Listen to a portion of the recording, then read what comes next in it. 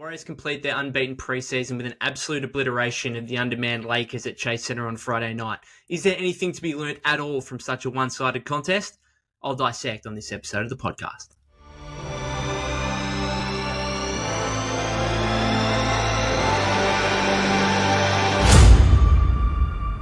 Welcome back to the Golden State with Mates podcast shortly after the Warriors' final preseason game against the Los Angeles Lakers at Chase Center on Friday night.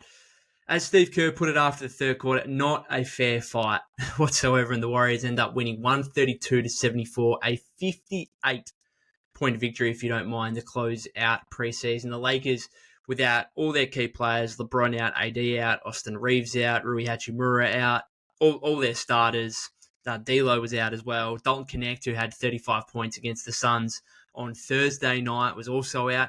What are we doing scheduling a team for a back-to-back in preseason?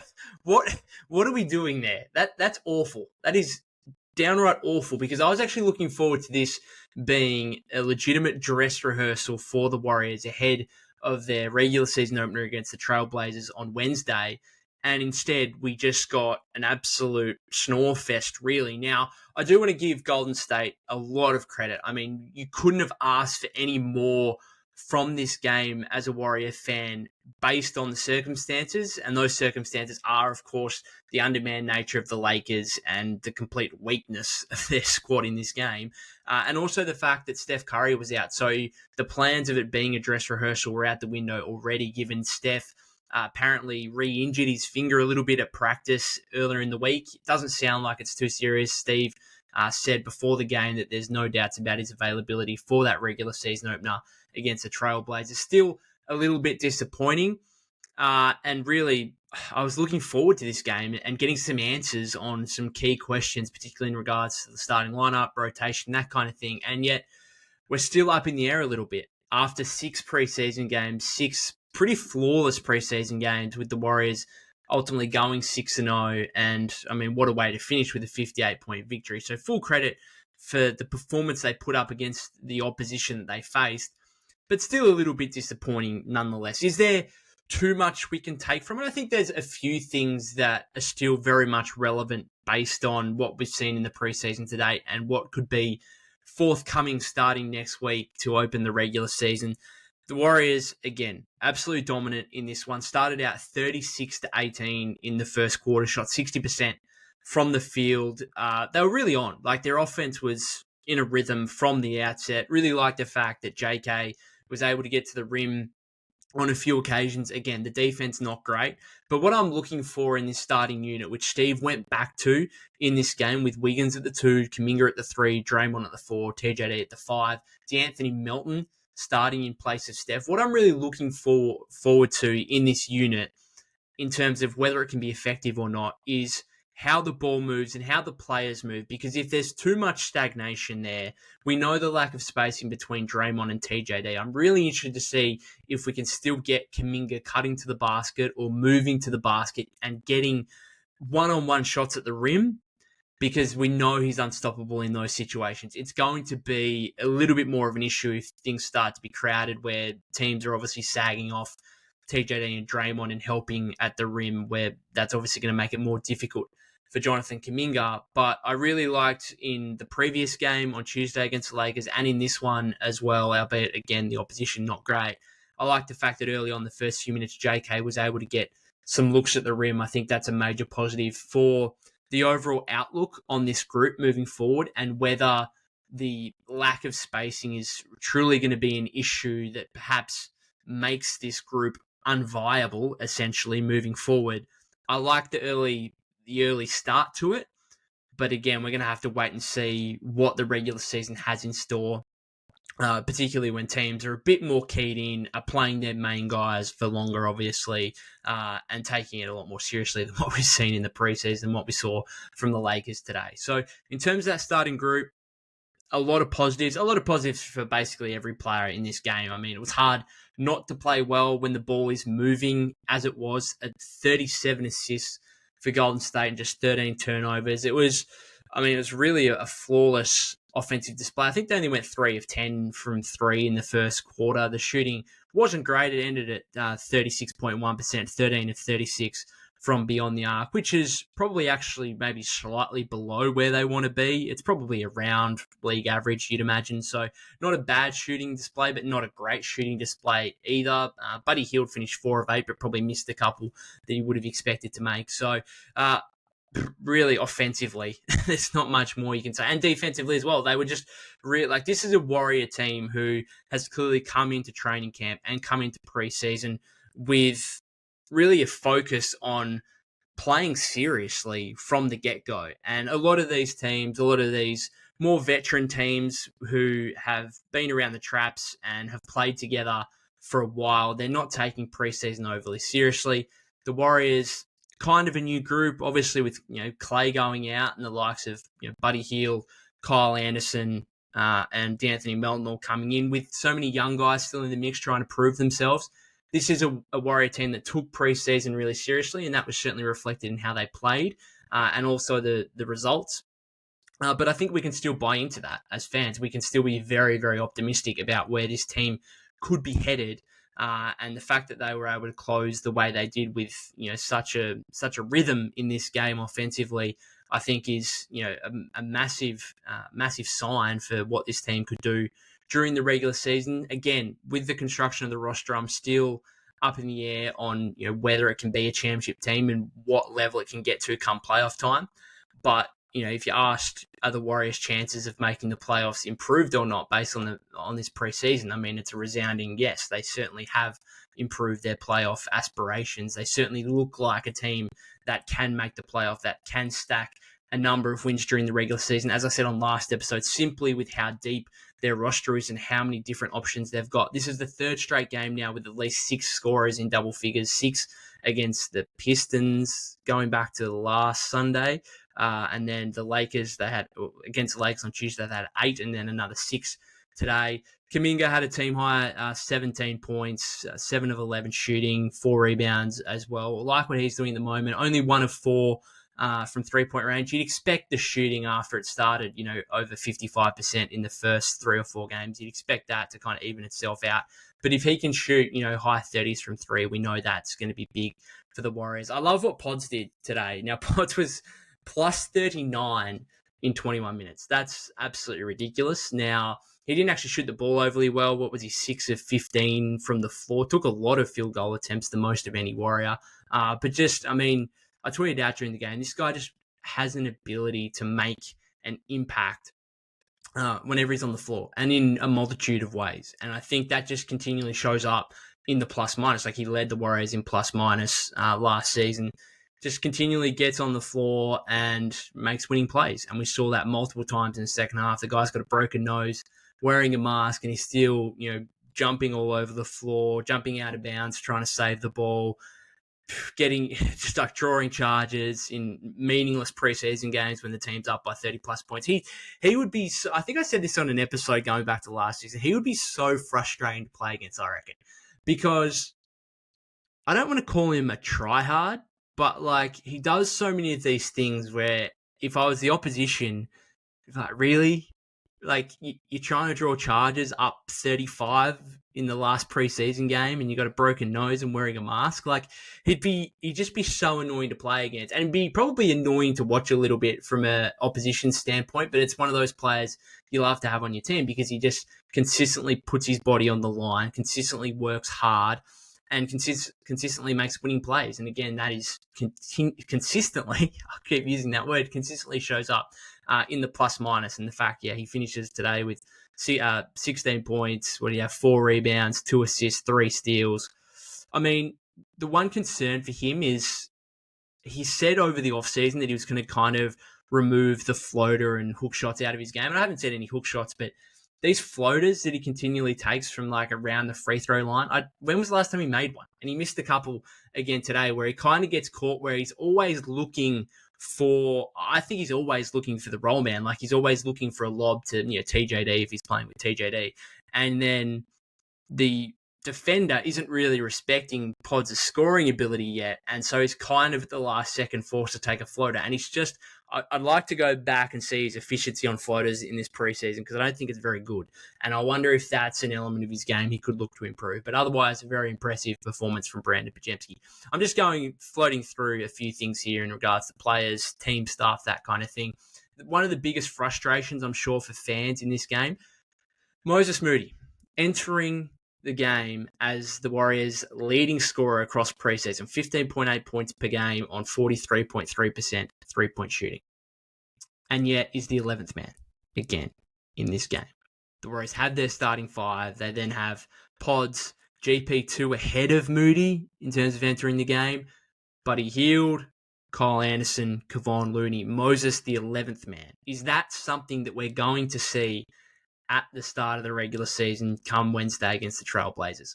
Because are you even going to play? I mean, Steph coming back, you're not going to play 12 guys. So is Moody actually going to be the one that misses out? If Moses Moody gets a DNP on Wednesday against the Portland Trailblazers, this fan base might explode. It will explode. Twitter will be burning down. I'm just going to have to take a second. I could not imagine the reaction and the outcome if Moses Moody's getting a DNP against the Trailblazers on Wednesday. Now, I'm still hopeful. I'm pretty confident it won't happen. But based on this game, he's the 11th man coming in. Steph to come back, that makes him the 12th. And I spoke about it on last episode in terms of the Warrior rotation. What's going to happen? Are we going to see Loon kind of play as that backup big if both Draymond and TJD are starting? You'd imagine so. The more I think about it, though, the more I wouldn't mind trying to get your 48 center minutes out of TJD, Draymond, and maybe 5 or so minutes from Kyle Anderson. I don't know. I've sat here all preseason saying Moody is for sure got to be ahead of GP2 in the rotation. And yet I see this game and GP2 is ahead of him. And GP2 is doing nothing wrong, mind you. Like, he has another game today, like 4 points, 2 rebounds, 2 assists, 2 steals. Like, he just does what GP2 does, right? And it seems to me that Steve hasn't quite got to that point that many of us fans have in terms of Moody above GP2. Because we know that GP2 is not only, he's a fan favorite, but he's a bit of a coach's pet. The Warriors, again, last season were significantly better when he was on the floor, albeit limited time due to injury. Are we going to get to a situation here where GP2 is again ahead of Moses? This is a situation I thought we would have gone past. But again, a game like today where it's a semi-dress rehearsal, like this is a lot of the same. Like, I actually think that, like, the starting lineup, for example, I am pretty confident now that the starting lineup will be those 4 guys: Wiggins, Kuminga, Draymond, and TJD, along with Steph, who is will be back by the start of the regular season, according to, I think, Dave McMenamin reported it from Steve before the game. I just want to check. Sorry, I've just got my notifications turned on for X/Twitter. I'm actually expecting to see some news in regards to the Warriors waiving some players, as I spoke about on last episode yesterday. But yeah, Moses, I mean, again, he played well. He had another 14 points, 4 rebounds, 5 of 9 shooting.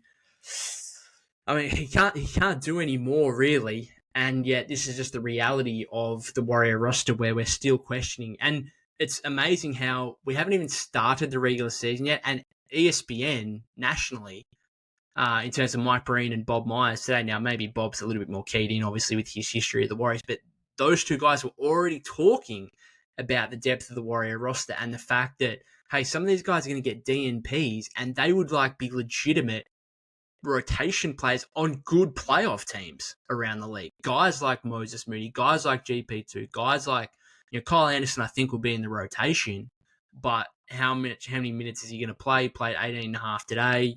Maybe that's about his high point. Loon as well. Like, a lot of these guys that are going to be playing, either not playing at all or playing, maybe less than 15, 16 minutes. Like, I don't know. This is going to be the issue. This is going to be the issue. And if Moses Moody's not getting more than at least 15, if not 20 minutes against the Trailblazers on opening night, good Lord. It is going to be like I'd tell Steve not to jump on X/Twitter after the game. Let's put it that way. I don't think he does too regularly, and I don't think he particularly cares. But my goodness, it would be something to see. And again, I'm confident that won't happen. But this game again raises question marks on whether that could be a possibility. Back on to another major positive. I just wanted to get that negative out of the way for a second. Oh, it's not a negative. It's just a potential frustration that we could see entering the regular season with Moses.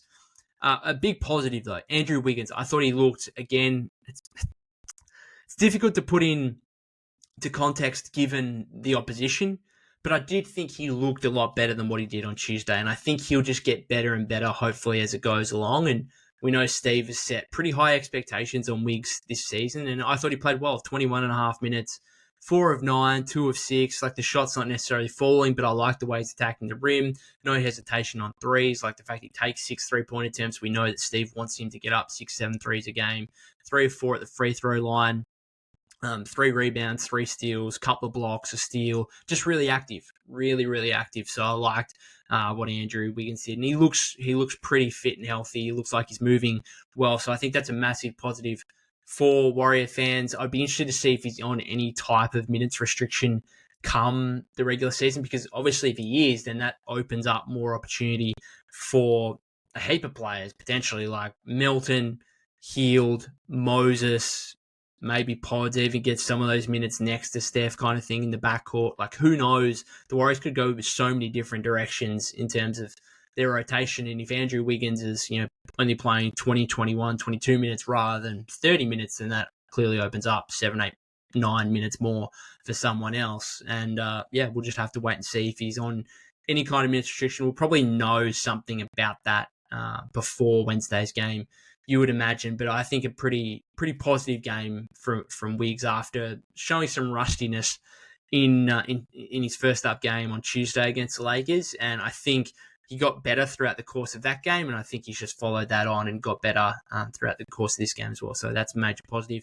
Other things here, Draymond only played in the first half, had like 5 assists early. I think he assisted on 5 of the Warriors' first 7 field goals. And again, going back to that starting lineup, the ball and the players are going to have to move really in quite good symmetry to alleviate that lack of spacing in terms of the 3-point shooting with starting Draymond and TJD. And of course, as I've said previously as well, those, having that starting lineup is going to have to mean being an elite defensive group and being elite on the glass as well. And I think, the Warriors defensively did a great job in that opening period as well. TJD, really, really active on both ends. I've liked the way he's kind of rounded into form over the past 3 games or so after not a great start. Like, his first 3 games I thought were below average. I thought, is he really going to be a starter? But I've liked the last 3 games from him. He has 12 points, 5 assists today, 4 block shots, really active on the interior defensively. And, I mean, you can continue utilizing him in a semi-Draymond role, particularly when Draymond's off the floor, where you can post TJD up, let him be not the hub of your offense necessarily, but let him make decisions and let him move the ball as players come off screens and stuff like that. He's a really good decision maker, and he's usually a really good executor as well from that post area in terms of being a passing big man. And that's just what the Warriors have had right over this Steve Kerr tenure in terms of Draymond, Andrew Bogut, Zaza, all these different, David West, all these different big guys who are really savvy, smart passers. And I think TJD fits that mold. And I think that's exactly what they kind of envisaged as well when they drafted him, going back to last year as well. So he's, after a quiet first 3 games, I think he's rounded into form nicely. And again, I'd be surprised if Steve goes away from what we've seen in the starting lineup over the last 2 games with that quartet of guys starting. And of course, that means you're going to be having Pods, Heald, Milton, GP2, Moody, all as potential options off the bench, which means someone's going to have to miss out. And we've still, again, 6 games in to preseason, the preseason now done and dusted, and we're still not exactly sure what the Warriors are necessarily going to do in that area in terms of the rotation. So, I mean, anything else from this one? Again, it's difficult. It's difficult when, you win by 58 points. A couple of Lakers players, Bronny James had his best game of the preseason, undoubtedly. I was actually slightly impressed. I know he's been copping a lot of flack for his form throughout preseason, and we know he's going to spend so much time in the G League. But I thought he actually played pretty well today. Hit a couple of nice shots off the not only off catch and shoot threes, but off the bounce as well, getting to the rim. I thought he played pretty well. I like who was the guard who put up like 22 points. Olivari, he played pretty well. It seemed like every three he was taking went in. He was 5 of 9. But I mean, some of their more experienced players you thought would be better in a game like this. I mean, Cam Reddish, 1 of 11 from the floor, 1 of 6 from 3-point range. Like, he's a guy they would hope is like a rotation player for him this season. It's like, oh, really? Jackson Hayes, 3 of 7. Just, I mean, active on the glass a little bit, but not great. Jalen Hood-Schifino, it's sad for Laker fans. You watch Hood-Schifino play today, 3 of 10 shooting, 6 points, had 6 turnovers, 3 fouls, and then you see Pods on the other side doing everything and impacting the game so positively in so many different ways. And of course, those Pods was taken after Hood-Schifino in the draft last year. What went Hood-Schifino, Hackers, who looks great, Pajemski, who looks great, Cam Whitmore, who looks great. That's a nightmare for the Lakers. That is a legitimate nightmare. Anything else from a Warriors perspective? I want to give a shout out. Quinton Post. It's definitely played 7 minutes in the fourth quarter. Definitely his best 7 minutes of the preseason. And it's what I wanted to see from him. He had 8 points, 3 of 3, 2 of 2 from 3-point range. Looked really confident, looked really smooth on those 2 3-point attempts that he made. So he was good. He was a plus 12 in his 7 minutes or something like that. So again, the opposition, but I mean, he's been playing into the bench guys anyway. So it's kind of similar-ish opposition that he's been facing throughout the first 5 preseason games. And that was certainly the most impressive stint he's had as a Warrior. So he could leave the game feeling pretty good about himself. Again, nowhere near the rotation. We'll spend a lot of time in the G League, but you can see when 7-footers are starting to nail triples like he did late in the piece. You can understand why the Warriors are interested in a guy like that and why they drafted him 52nd overall. Aside from that, Draymond, as I said before, played 16 minutes in the first half, didn't play at all in the second half. So again, not really the dress rehearsal the Warriors would have ideally liked. Sounds like from Steve before the game, he would have liked it to be a full dress rehearsal, but then Steph out, the Laker opposition completely ruined those plans.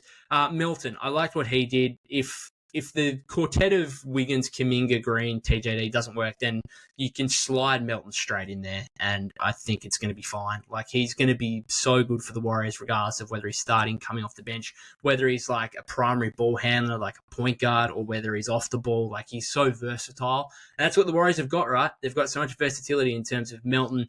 Pods I've spoken about in terms of his ability to impact in a multitude of ways. Kyle Anderson, of course, as well, with his versatility on both ends of the floor. Hit another 3 today. Corner 3 looked good. Timberwolves fans are pretty mad about that. So Melton, I mean, he's such a good pickup. 4 of 4 from the field, 1 of 1 from 3-point range, 5 assists. He's got this nice chemistry with TJD where he's really looking for him on a couple of lobs and on the roll as well in transition. Like, that's if there's a kind of minor underrated thing to take from the preseason, I'd be trying to get Melton and TJD playing as much together as possible. They've got a nice combination. I said something very similar about Clay and TJD last season, where Clay actually kind of became I'm not going to call it he didn't become a playmaker as such, but he actually did look for TJD a little bit more than what he's ever looked for other teammates in the past in terms of passing the ball. And so Melton, I really like the chemistry that him and TJD are kind of building there, and I'd like to see that duo play probably as much as possible together. Like, they'd probably both be averaging between 20 and 25 minutes come the start of the regular season. I'd like to see both of them playing as much together as possible. I think they've looked really good. Other than that, just another really good performance. Again, the opposition, very disappointing that it wasn't somewhat a competitive. But I'm not blaming the Lakers for that. I'm not blaming JJ Redick for that. I'm blaming the NBA scheduling. Like, what are they doing? Why are the Lakers playing a road back-to-back in preseason? Like, what are we getting out of this? Now, as I said, I think there's still plenty the Warriors could get out from both an individual and team standpoint. I've gone through it. The ball movement was fantastic. The offense overall was fantastic. Guys hitting shots. Defense was really good as well. I think the Warriors seem really connected, And I think that's the biggest thing to take from preseason is this group looks like it's having fun, which, Draymond spoke about in an interview with Anscape earlier today with Mark J. Spears. Kind of talking about him being a little bit disconnected from the group the last couple of years after the Jordan Poole hit. So it's good to see, Draymond back in the flow of things, it looks like, and the Warriors in a flow generally as a team, and plenty of individuals standing up and making their case for rotation minutes, which is obviously going to be hugely interesting come next week. Other than that, just a bit of contract news in terms of what Shams. I keep saying Shams Charania of the Athletic, but I've got to get into my mind. It's Shams Charania of ESPN. Now, reported on NBA Today earlier that again the Warriors not particularly close on a deal with Jonathan Kuminga, but there's more of a pathway to a deal with Moses Moody around, and obviously we had Anthony Slater report, I think it was yesterday, he reported that somewhere around the mid-level range, which I spoke about on last episode. You can go check that out if you haven't already, but certainly the Warriors need to be trying to get Moses on a 3-year $40 million or 4-year $50 to $55 million deal if they can. But a couple of updates there from Shams with 3 days now left until the extension deadline. Sounds like probably nothing forthcoming for Kuminga, but maybe something for Moses, which could prove a major steal for the Warriors. Other than that, if you've got any other takeaways from this game, then please let me know. Anything to do with the Warrior rotation, absolutely anything at all, ahead of the regular season opener next week, then please let me know in the YouTube comments. If you haven't subscribed already, that would be greatly appreciated. You can follow me at POK252. That's POK252 on X/Twitter. Plan is probably another episode on Sunday, I think, maybe previewing that first up game against the Portland Trail Blazers on Wednesday. Until then, have a great weekend.